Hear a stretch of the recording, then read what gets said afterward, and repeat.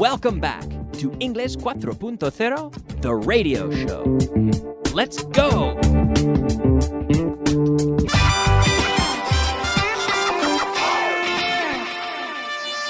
Intermediate. All right, welcome back to Intermediate class number 71. And I'm here today again with Esther. Esther, thank you for joining me. Thank you very much, Kyle. How are you? Great, I'm doing fantastic. How are you today? Great. Good. I'm glad you're doing well, and we've got a lot to do. I think we have to get right into it. We have to get down to business, Esther, because sometimes I get carried away, and then I look at the time, and we run out of time. Yes. And we have the last thing we're going to do today is a translation list. So I want to make sure that we get there. You know what I mean? Okay, yes, Okay. let's go. So, all right, let's go. So we're going to start by reviewing. Yesterday, we saw, in the last class, I should say, not necessarily yesterday, but in the last class, we saw to do some, plus gerund, to do some cleaning. I could say last Sunday I did some cleaning, right? Yeah. And you said last night you didn't, or did you do any studying last night? No, last night I did some reading. She did some reading, but she didn't do any studying. Okay. Did you do some cooking last week? Yes, last week I did some cooking. Okay. Ask me if I did any vacuuming last week. Did you do any vacuuming last week? No, I didn't. I did some cleaning, but I didn't do any vacuuming because I have roommates. Yeah. So we sort of delegate the various cleaning tasks. Mm-hmm. And so last week I did other cleaning things, and I didn't clean the floors. My roommate cleaned the floors. She vacuumed. Mm-hmm. Yeah. So she did the vacuuming. But I also told you yesterday that I did some I didn't do any baking last month. No, but I did some baking last week. And you did some baking last week. That's right. You told me that you did some baking and that you baked a pizza. A pizza? Yes. Okay.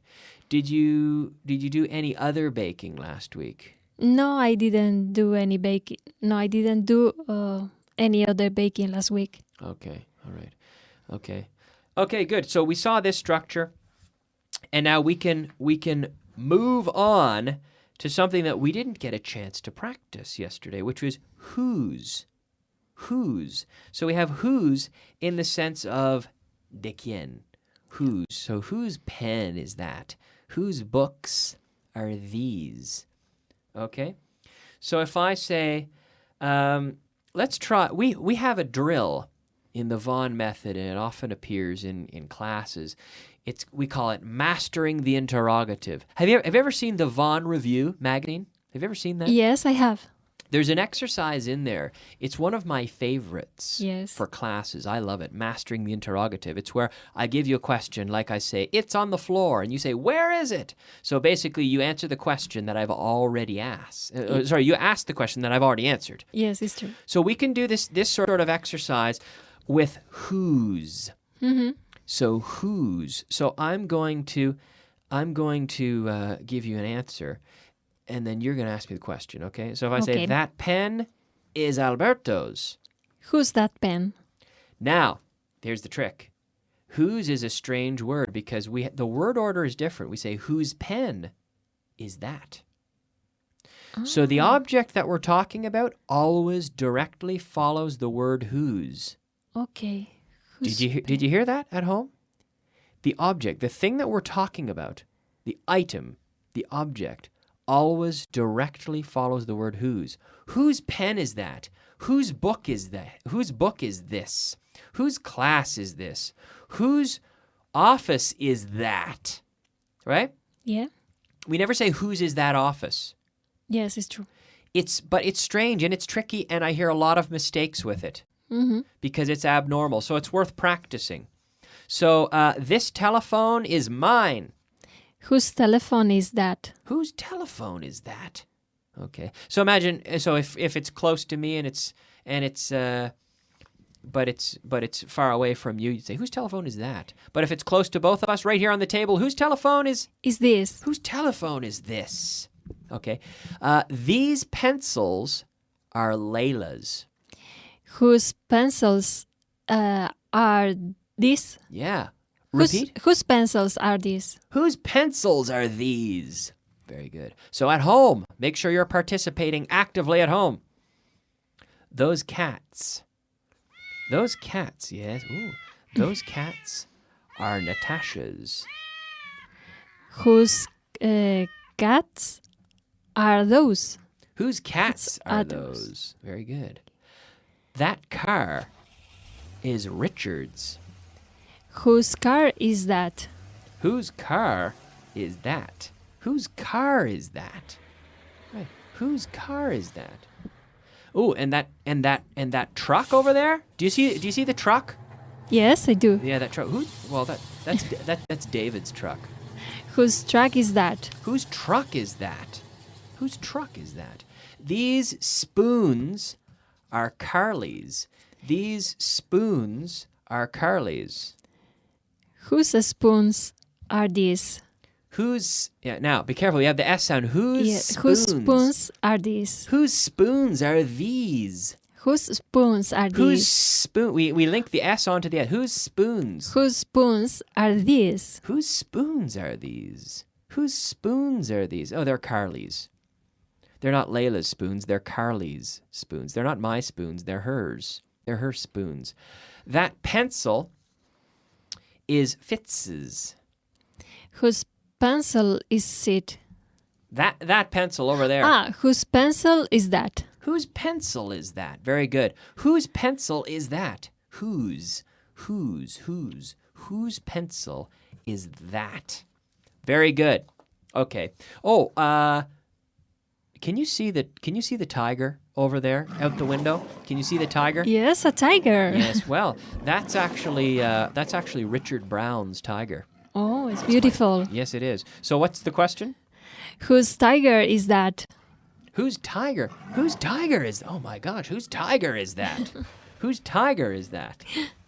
Very good. Okay. So whose book is this? Whose pencils are these? Whose globe is that? Whose class is this? Whose class is this? Whose class is this?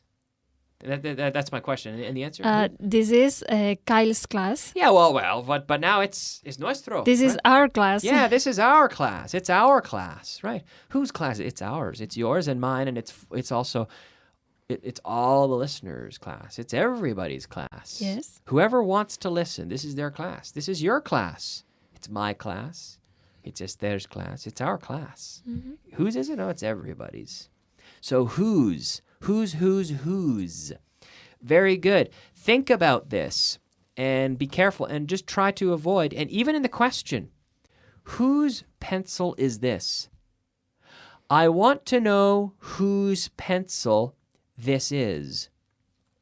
Indirect question. Direct question and then indirect question. And then a statement. He wanted to know, the boss wanted to know whose pencil it is, which is an indirect question form, following an affirmative style word order. So the word order, like any question, the word order has to change a question to an indirect form. But this rule of putting the object directly behind the word whose always stays the same. So whose pencil is it? He wants to know whose pencil it is. The pencil always comes directly after the word whose. Yeah. That's a rule. So you have to always follow that rule. Very important, because I hear mistakes with this one all the time, right? Yes, it's true. All right. Very good. Word of the day. Oh, yes, it is time for our word of the day. The word of the day today is buitre. Buitre. Buitre, yes, the type of bird. Vulture. Sorry? Vulture. Vulture. Vulture. Again? Vulture. Yeah, with that nice V. So take an F. Vulture. And you add you vocalize and you have vulture. Again? Vulture. Yes. Now, at home. Vulture. Pronunciation. What? Yes, I want to focus on the pronunciation here. The pronunciation of the V. V for vulture, victory, von. I first saw vultures in Val de la Villa. Now, I'm saying that wrong. Val de la Villa, you say in Spanish, is the town where we have the Von town in Spain. One of the towns. And I first went there 6 years ago. Val de la Villa, Spain, in Avila.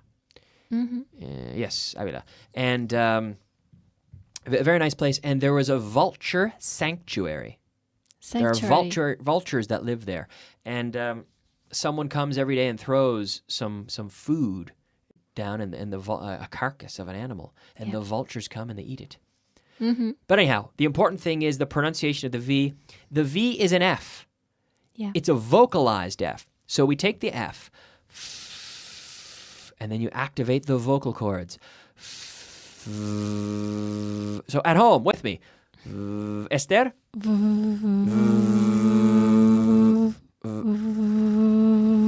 Victory. Victory. Vulture. Vulture. Von. Von. Exactly, yes. There we have it. The secret to unlocking and mastering the English V. Right? Very good. Okay. So now we can move on in class 71 with the verb to teach. Teach.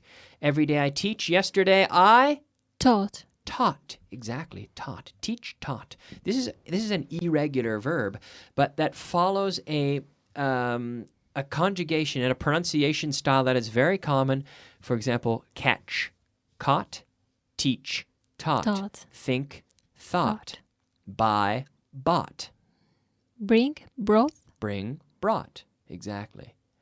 So every day I teach, yesterday I taught. Taught.